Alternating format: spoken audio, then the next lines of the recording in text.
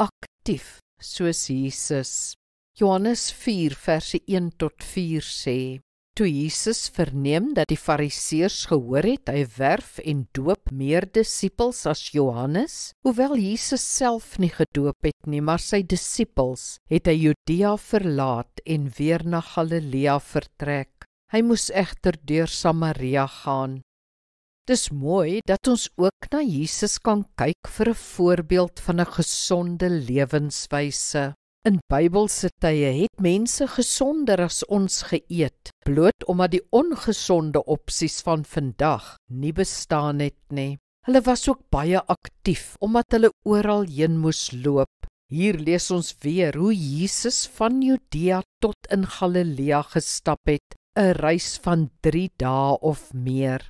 Met die 3 verpligte feeste per jaar in Jerusalem en met Jesus se reise deur die land, is bereken dat hy meer as 20.000 kilometer in sy leeftyd moes loop.